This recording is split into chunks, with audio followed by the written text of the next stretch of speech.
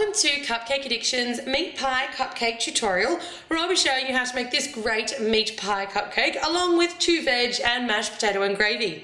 Tools and equipment that we will be using today: I've got some dark chocolate and I've just popped a couple of chunks of dark chocolate or some dark chocolate melts into a Ziploc bag, given them a smash with the rolling pin, so I've got some nice little chunks that's going to act as our meat. I've got some pre-made peas and carrots.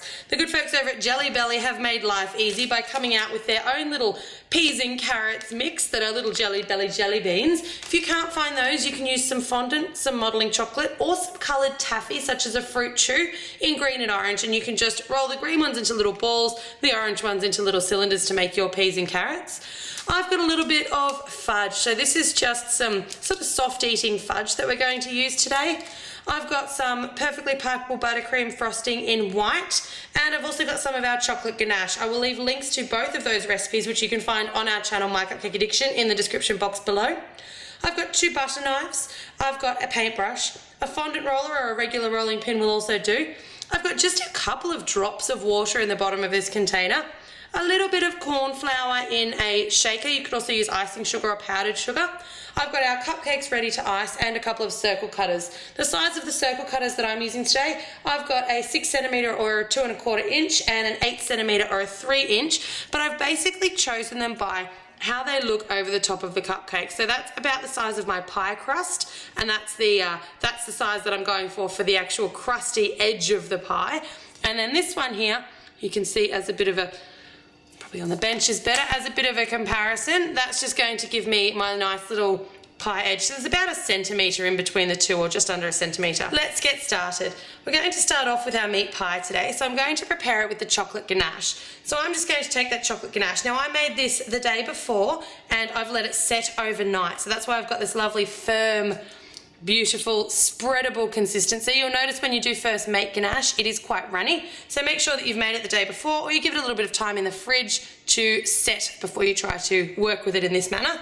You don't want to build that cupcake up too much, so I'm really just using the back of my knife just to scoop it on there, and I actually want to almost, there's not too much frosting on that cupcake. It's not terribly neat either, so don't worry about that, but just sort of flatten off the top a little bit, because meat pies aren't really that rounded on the top. Now from here we want to take some of our caramel fudge. So just give it a nice little knead with your hands, and that will just get rid of any of that cracking, soften it down, and you can roll it into a nice little ball. Don't over knead it, it does get quite sticky, and if it gets too sticky to work with, just pop it in the fridge for a couple of minutes and it'll come back to a really nice workable consistency. So I'm going to take my little fudge ball and just press it between my hands to start us off in a bit of a circle. I'm going to pop down a little bit of corn flour. As I said, you can also use icing sugar, and this is a little bit of optional, just if you find it sticking. And using my little roller, I'm just going to roll it out until I'm confident that my larger circle cutter is going to be able to fit on my piece of caramel fudge. If you love our tutorials, make sure that you head on over to our channel My Cupcake Addiction, hit the subscribe button. We've got so many great tutorials for cupcakes and cake pops, and we upload several times a week, so we would love to have you drop by, and we'd love to have you subscribe and join us for all of our future cupcake videos. Alright, so we've got our bit of fudge. Do be a bit gentle with it because it can pull out of shape, but it does taste delicious. Take your larger circle cutter and just pull off your excess, cut your nice circle shape out, and lift it up. Now, that's just to really, it's just to get it off the board so that it's not going to stick, and don't worry if it pulls out of shape a little bit. It's not a problem at all for our meat pies.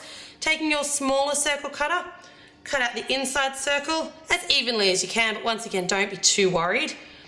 And we're going to just rest this around the outsides of the ganache. So this is I guess the supporting area for our nice little pie crust. So just positioning it around the outside. Make sure it's stuck nicely to that ganache, and just sort of lift it up around the edges so it is sticking out rather than folding down. Alright, now from here, take your fudge again and roll it into another ball. Squeeze it out into a circle.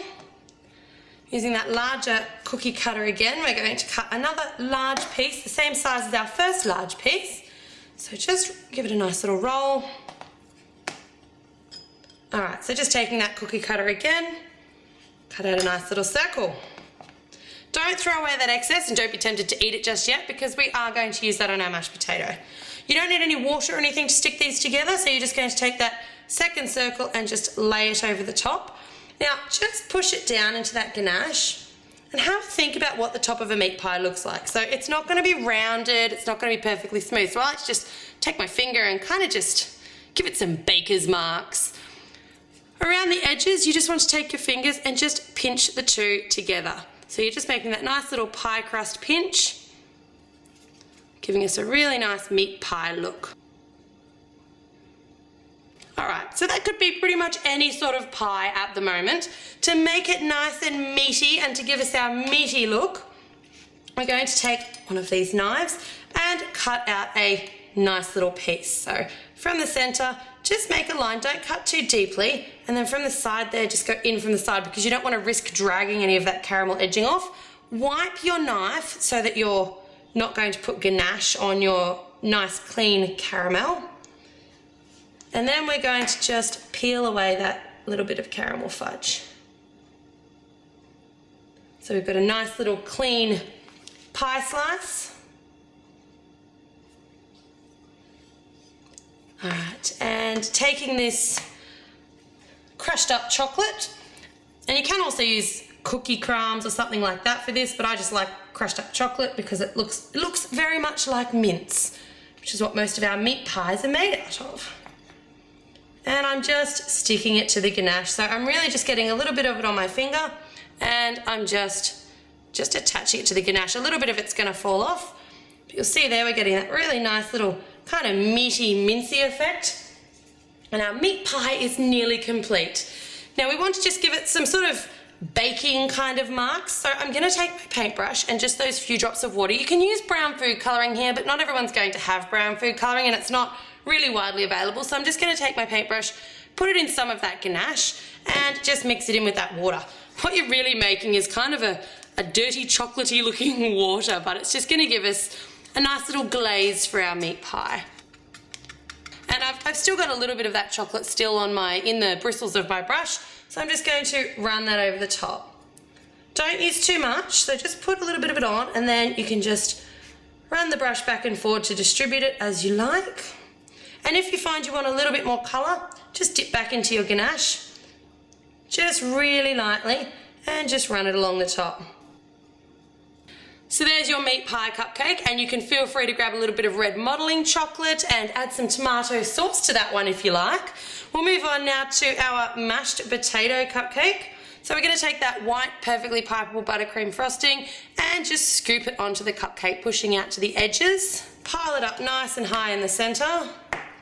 And you just want to fashion it into, look, it's mashed potato, it doesn't have to be particularly neat. So I'm just going to fashion it into a bit of a messy looking potato scoop, but you do want to make sure that you're leaving quite a flat top on it. Now we want to take this bit of caramel fudge here and pop it in the microwave. I pop mine in the microwave for about 20 seconds, 30 seconds, and it'll melt down nicely and we'll use that as our gravy. Alright, so that's what your caramel fudge will look like after it's been in the microwave for, like I said, about 20 seconds. Just give it a little stir up with your knife there just to get it sort of moving. And we're just going to scoop that down onto the cupcake. Once you've got it onto the cupcake, you can spread it around a little bit. You want to work quite quickly with this caramel fudge because it will start to harden again very quickly. And give your cupcake a few nice good taps on the bench.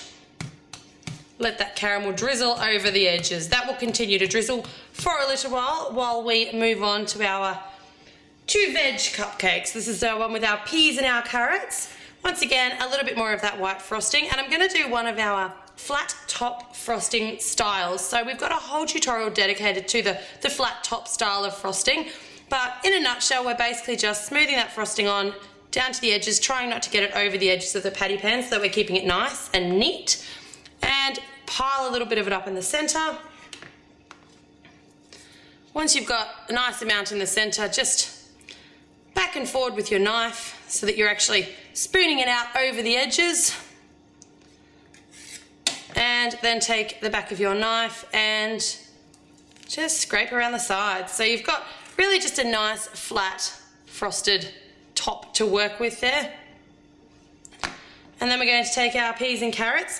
Now I like to just put my carrots on first, 2 or 3 little piles of those, and then fill in the surrounding area with peas. It is that easy.